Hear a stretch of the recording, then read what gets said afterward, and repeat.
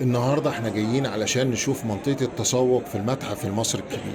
لكن قبل ما نفتح المحفظة ونبدأ الشوبينج تعالوا نمر بسرعة على أهم المعروضات اللي هنا في دقايق معدودة. متحف ضخم جدا مليان كنوز تاريخية من تماثيل ضخمة لملوك مصر، كنوز الملك توت عنخ آمون، لحد القاعات اللي بتحكي قصة الحضارة المصرية بالكامل.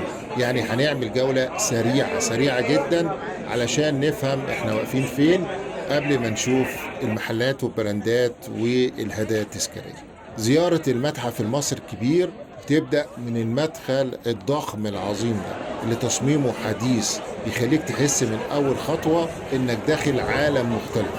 أول ما تدخل البهو الرئيسي، المساحة الشاسعة اللي احنا شايفينها دي هتخليك تقف مندهش للحظات. إضاءة هادية، جدران عالية، ممرات مفتوحة، سقف رائع طبيعي، بتدي إحساس إنك واقف قدام مسرح كبير للتاريخ.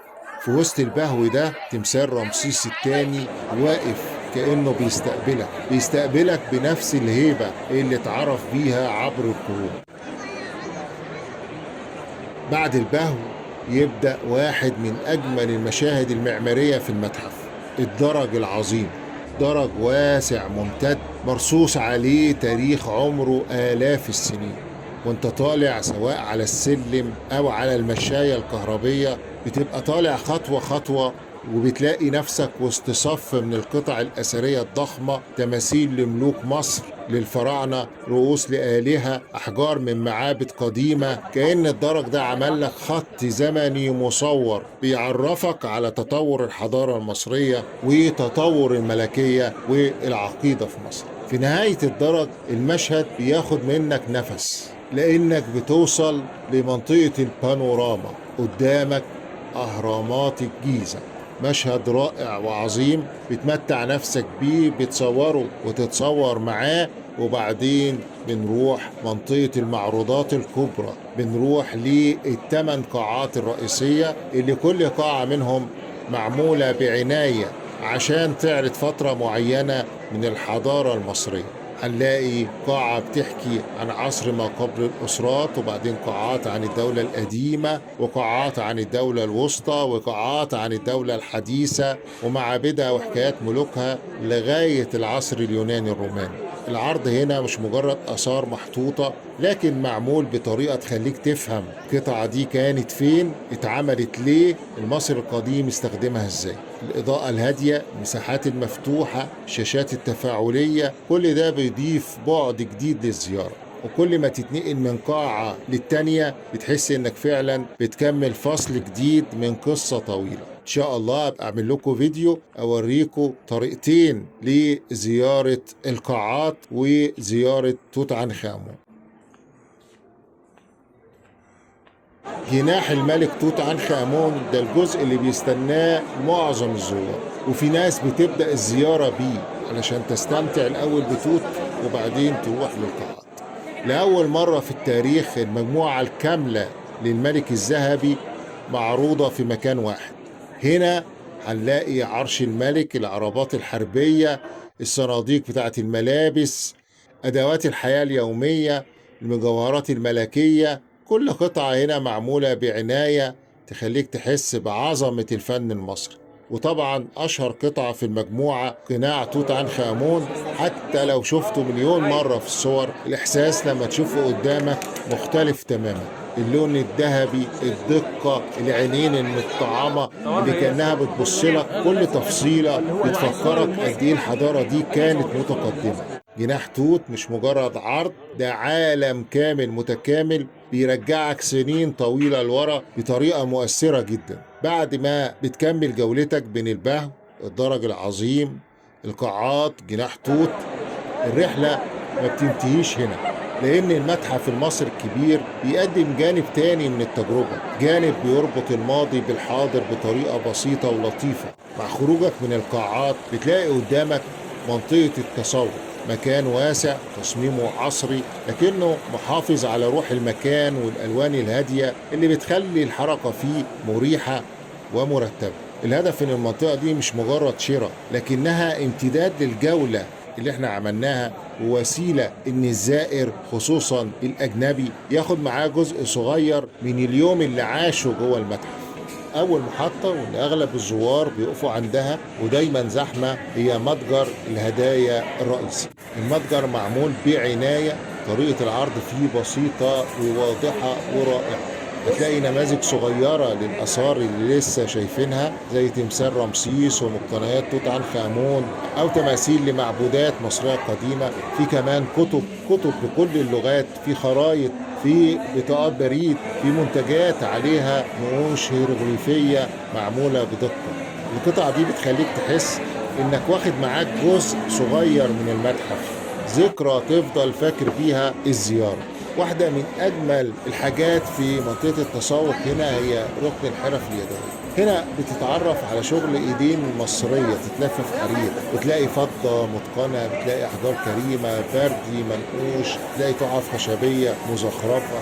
كل قطعة ليها لمستها ومهما كانت بسيطة تلاقي فيها روح واهتمام بالتفاصيل. الحرفيين اللي شغالين على النوع ده من المنتجات يكملوا تراث طويل من الفنون اللي ميزت المصريين من آلاف السنين. هنا بنلاقي منتجات عصرية مستوحاة من الفن الفرعوني، بنلاقي تيشيرتات، ملابس، شنط، اكسسوارات، ديكور، حاجات مناسبة للاستخدام اليومي لكن بنقوش ورموز فرعونية بسيطة وأنيقة.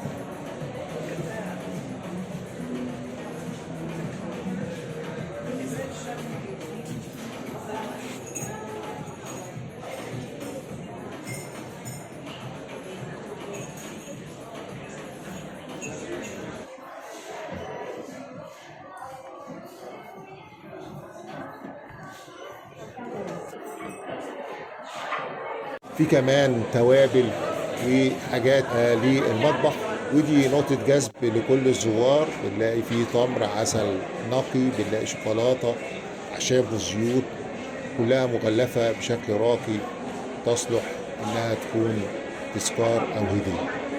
اللي بيجمع كل ده إن منطقة التسوق مش منفصلة عن تجربة المتحف، بالعكس هي جزء منها، لأنها بتسمح للزائر يختار قطعة صغيرة بتمثل الرحلة اللي عاشها، حاجة يفتكر بيها البهو الكبير، الدرج العظيم، القاعات، كنوز توت عنخ آمون، ويفضل يقول أنا جايب دي من المتحف المصري الكبير. في النهاية المتحف المصري الكبير بيقدم زيارة كاملة بتجمع بين التاريخ العظيم، العرض الحديث، والتجربة اللي بتفضل مع الزائر حتى بعد ما يخرج من أبوابه. تعالوا اتفرجوا على عظمة حضارتنا وتراثنا في المتحف المصري الكبير، مكان من أعظم الأماكن في العالم.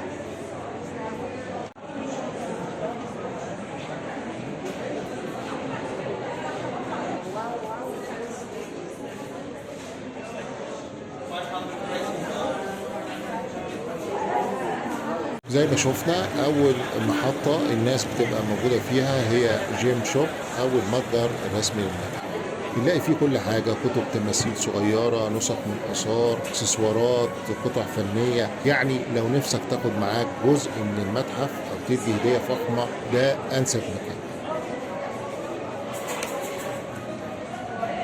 لو بتحب الحاجات الطبيعية في هنا نفرتاري بيقدموا منتجات 100% طبيعية للعناية بالجسم، زي ما احنا شايفين صابون، زيوت، كريمات، كل حاجة معاها لمسة مصرية أصيلة. لو نفسك في هدية بسيطة ولذيذة المحل ده ممتاز. وزي ما احنا شايفين تغليف وعرض ولا أروع، حاجة ممتازة.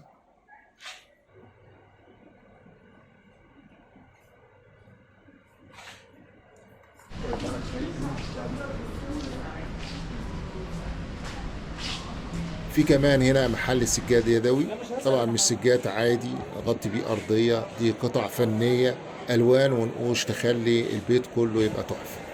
في كمان محلات للمجوهرات والإكسسوارات، في ديما لمجوهرات، عندهم مجوهرات بتجمع بين الطابع الفرعوني والتصميم العصري، حاجات طبعا كلها مميزة. في براند مصري اسمه أختين، براند معروف يحول التراث المصري لتصاميم عصرية، يبقى في شنط واكسسوارات، حاجات فخمة، كل قطعة فيها لمسة مصرية واضحة. في كمان عاطف واصف، علامة من علامات الفضة المصرية التقليدية، موجود مجوهرات فضية أنيقة لمحبي الحاجات الكلاسيكية اللي فيها قيمة.